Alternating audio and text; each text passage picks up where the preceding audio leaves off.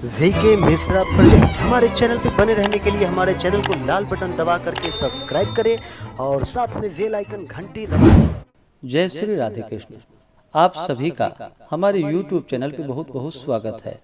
आइए आज सुनते हैं निर्जला एकादशी व्रत की कथा। आप सभी भक्तों को निर्जला एकादशी व्रत की ढेर सारी शुभकामनाएं।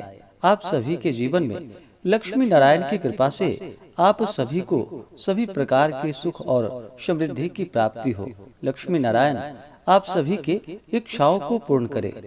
निर्जला एकादशी का व्रत, यह व्रत हर वर्ष ज्येष्ठ माह के शुक्ल पक्ष की एकादशी तिथि के दिन निर्जला एकादशी का व्रत किया जाता है। जो भी भक्त सच्ची श्रद्धा के साथ, नियम और निष्ठा के साथ निर्जला एकादशी का व्रत करते हैं, इस दिन भगवान विष्णु का पूजन करते हैं, तो उनके सभी प्रकार के पापों का नाश हो जाता है। निर्जला एकादशी, जो कि संपूर्ण अन्य एकादशियों का पुण्य फल भी इस एकादशी व्रत के प्रभाव से प्राप्त हो जाता है। जो भी अन्य एकादशी का व्रत नहीं कर पाते हैं और वर्ष में केवल एक निर्जला एकादशी का व्रत करते हैं, तो उन्हें संपूर्ण एकादशियों का पुण्य फल प्राप्त होता है। निर्जला एकादशी के व्रत में इस दिन, जो कि दिन रात्रि निर्जला रह करके इस व्रत में अन्न और जल दोनों का त्याग करके रहना चाहिए। भगवान विष्णु का पूजन करना चाहिए, कथा श्रवण करनी चाहिए, विष्णु सहस्त्र नाम, भगवान विष्णु के स्तोत्र आदि का पाठ करना चाहिए या श्रवण करना चाहिए।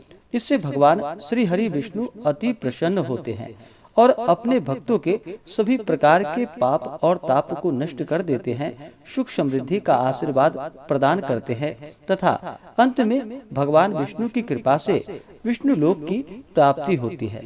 तो आइए सुनते हैं निर्जला एकादशी व्रत की कथा। अगर आप कथा के लिए व्रत के उपलक्ष्य में ब्राह्मण दक्षिणा, अन्नदान, वस्त्रदान, गौदान आदि के लिए देना चाहते हो, तो आप अपनी श्रद्धा और सामर्थ्य के अनुसार हमें डिस्क्रिप्शन में जाकर के वहां से गूगल पे, फोन पे या अकाउंट नंबर के माध्यम से आप अपनी श्रद्धा और सामर्थ्य के अनुसार हमें ब्राह्मण दक्षिणा प्रदान कर सकते हैं। तो आइए सुनते हैं निर्जला एकादशी व्रत की कथा। तो बोलिए प्रेम से भगवान विष्णु की जय, माता लक्ष्मी की जय, एकादशी माता की जय, भगवान श्री कृष्ण की जय, सर्व देवी देवता की जय। बहुत समय पहले की बात है कि एक बार महर्षि वेद व्यास जी महाराज युधिष्ठिर के यहाँ संयोग से पहुंच गए। महाराज युधिष्ठिर ने उनका समुचित आदर सत्कार किया, अर्घ्य और पाद्य दे करके सुंदर आसन पर उन्हें बिठाया और उनकी षोडशोपचार पूर्वक पूजा की।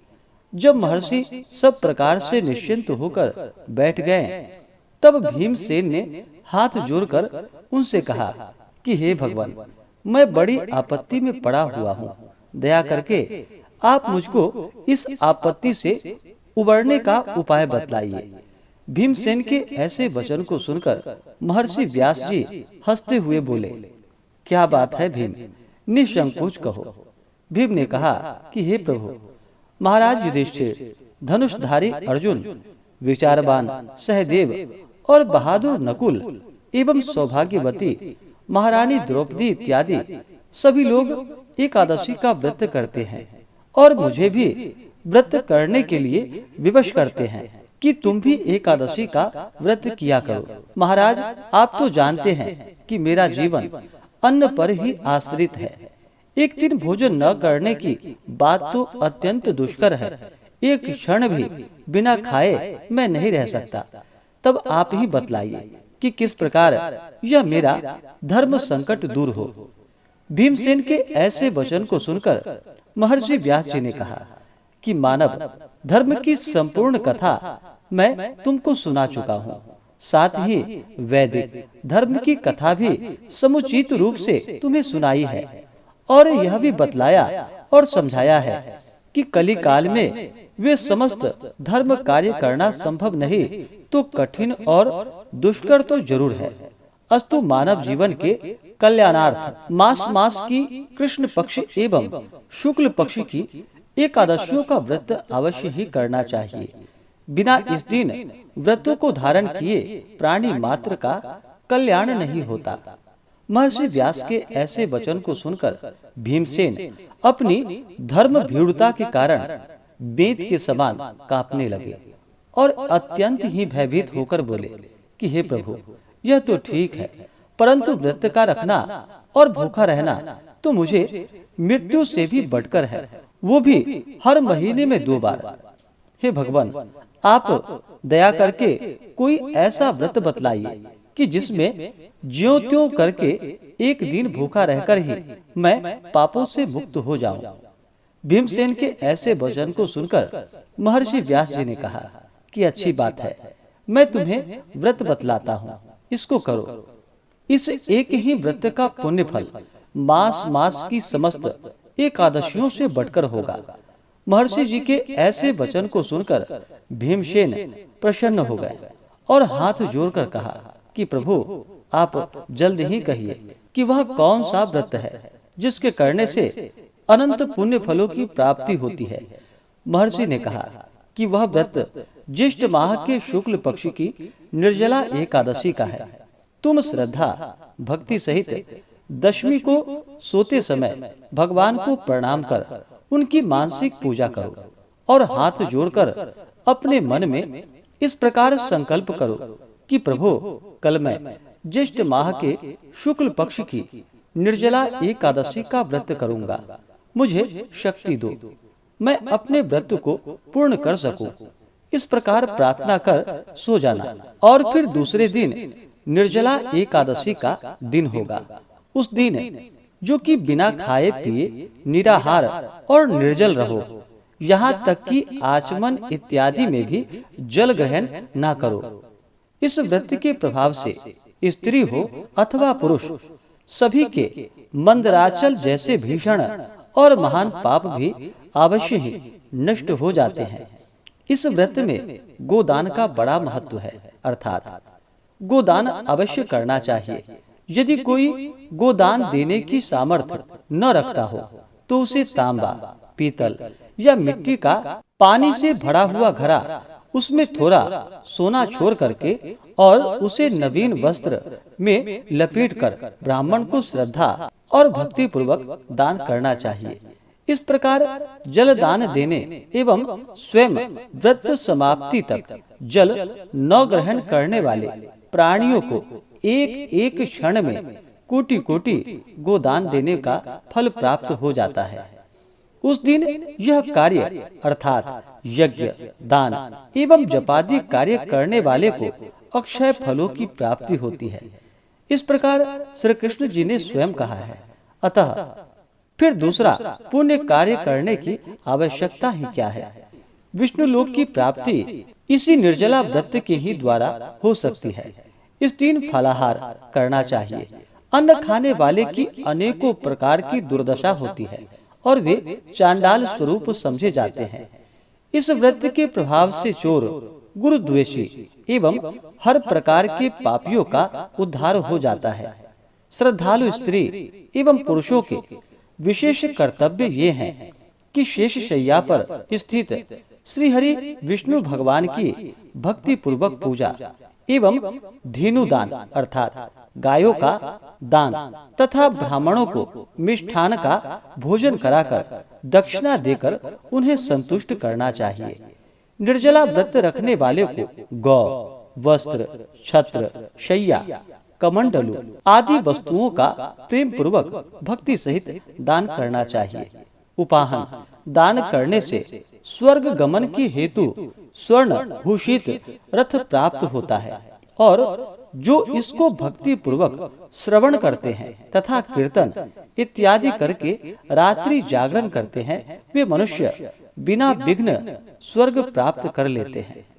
तो बोलिए प्रेम से भगवान विष्णु की जय, माता लक्ष्मी की जय, एकादशी माता की जय, भगवान श्री कृष्ण की जय, सर्वदेवी देवता की जय।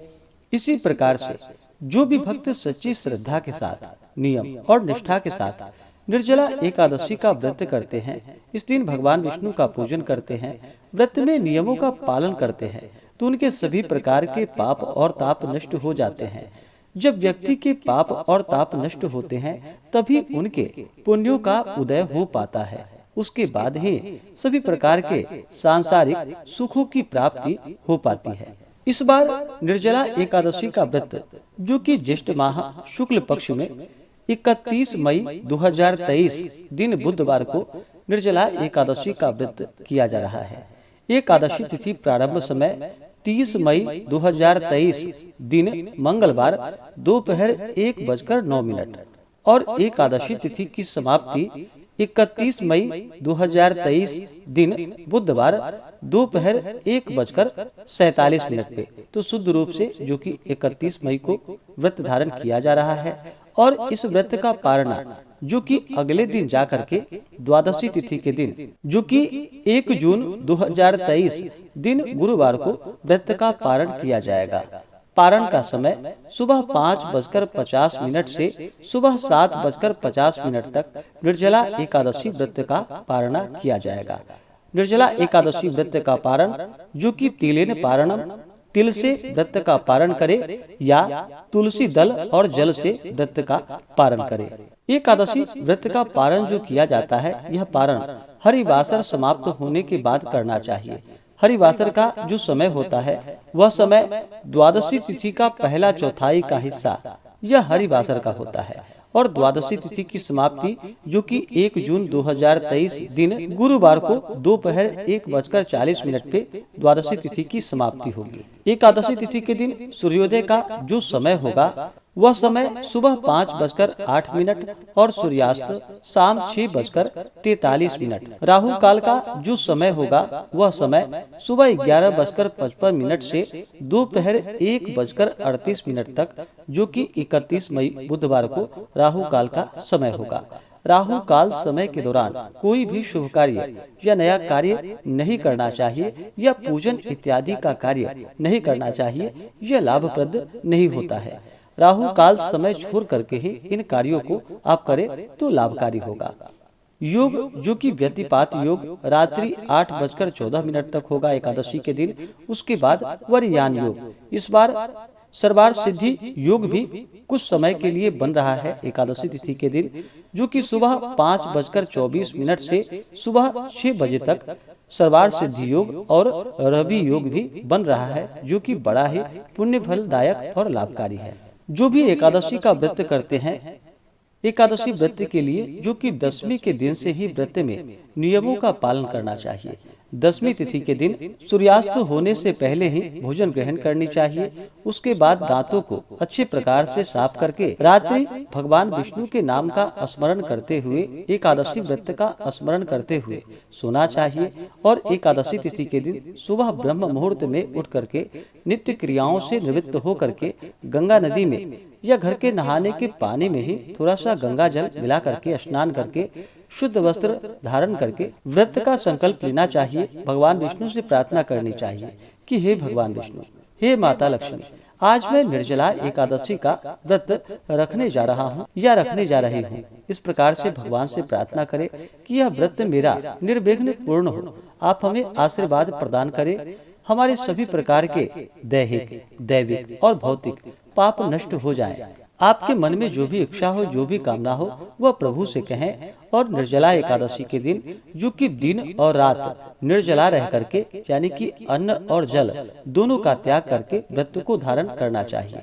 और भगवान विष्णु का सुबह शाम के वक्त पूजन करना चाहिए। रात्रि में जागरण करते हुए भगवान के नाम का स्मरण करते हुए समय को व्यतीत करना चाहिए। और अगले दिन जाकर के सुबह उठ करके स्नान करके शुद्ध वस्त्र धारण करके भगवान का पूजन और आरती कर लें। उसके बाद फिर ब्राह्मणों को भोजन करवाएं, ब्राह्मणों को दान और दक्षिणा दे, गरीबों को भोजन करवाएं और समय के अनुसार फिर व्रत का पारण करना चाहिए। जो भी एकादशी का व्रत करते हैं उन्हें व्रत के दौरान किसी के ऊपर क्रोध नहीं करनी चाहिए। अपने मन में किसी के प्रति ईर्ष्या या द्वेष का भाव नहीं लाना चाहिए। अपने से बड़ों का सदा ही आदर और सम्मान करना चाहिए। महिलाओं का सदा ही सम्मान करना चाहिए। जहाँ पर भी महिलाओं का सम्मान होता है वहाँ पर माता स्थिर लक्ष्मी का वास होता है, तो महिलाओं का बिल्कुल भी अपमान नहीं करना चाहिए और पूर्ण श्रद्धा भक्ति भाव के साथ भगवान का पूजन करना चाहिए। इससे भगवान विष्णु अपने भक्तों के ऊपर अति प्रसन्न होते हैं और अपना कृपा प्रदान करते हैं। जो भी व्रत धारक हैं या परिवार के सदस्य हैं, उन्हें भी एकादशी व्रत के दौरान जो कि शुद्ध और सात्विकता का पालन करना चाहिए। तामसिक वस्तुओं का या नशीले पदार्थों का सेवन बिल्कुल भी नहीं करना चाहिए और भगवत चरण में अपना मन लगाना चाहिए। सदा ही धर्म का आचरण करना चाहिए। जो व्रत में भगवान विष्णु का पूरे विधि विधान के साथ पूजन नहीं कर पाते हैं, तो कम से कम जल, पुष्प, तुलसी दल और तिल भगवान विष्णु को चढ़ाएं। धूप दीप दिखा करके नैवेद्य का भोग लगा करके जल से आचमनी करवाएं। मुख शुद्धि के लिए पान पत्र, सुपारी, लौंग, इलायची चढ़ाएं, द्रव्य दक्षिणा चढ़ाएं और फिर निर्जला एकादशी व्रत महात्म्य कथा आदि का श्रवण करें। भगवान विष्णु के स्तोत्र आदि का पाठ करें या श्रवण करें और फिर भगवान की आरती करें। इतना तो अवश्य ही करना चाहिए।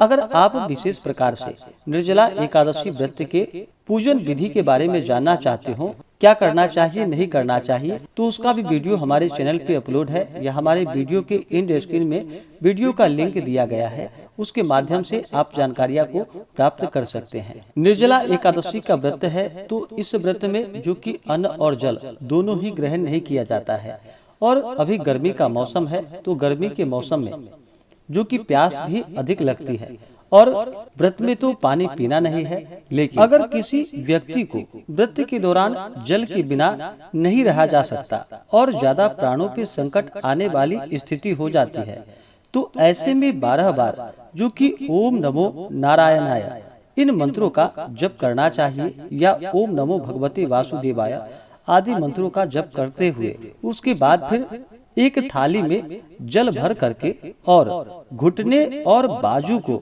जमीन पर लगा करके पशुवत, जैसे कि गाय पानी पीती है, उसी प्रकार से जल ग्रहण आप कर सकते हैं। ऐसे जल ग्रहण करने से जो कि व्रत भंग नहीं होता है। निर्जला एकादशी के दिन जो कि विशेष प्रकार से मीठे शरबत का दान करना चाहिए। जल से भरा हुआ घड़ा हो उसका दान अवश्य ही करना चाहिए। इससे शुभ फलों की प्राप्ति होती है। इस दिन जो कि गुड़ का दान करना चाहिए, इससे रिश्तों में मिठास आती है। निर्जला एकादशी के दिन जो कि अनाज इत्यादि का दान करना चाहिए, इससे घर में कभी भी अन्न की कोई कमी नहीं होती है। तो आप अपने श्रद्धा और सामर्थ्य के अनुसार जो भी बन सके अवश्य ही एकादशी व्रत में दान पुण्यों का कार्य करना चाहिए।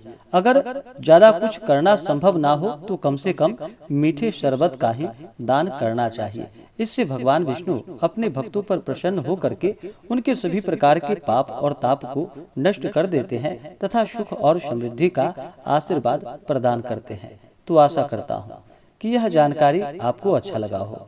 ऐसे ही ज्ञानवर्धक जानकारियाँ प्राप्त करने के लिए हमारे इस चैनल पे अगर आप नए हैं तो चैनल को लाल बटन दबा करके सब्सक्राइब करें, साथ में बेल आइकन घंटी को दबाएं ताकि मेरे वीडियो का नोटिफिकेशन आपको समय से मिलता रहे। वीडियो को लाइक करें, शेयर करें। सुखी रहें और स्वस्थ रहें। जय श्री राधे कृष्ण। धन्यवाद।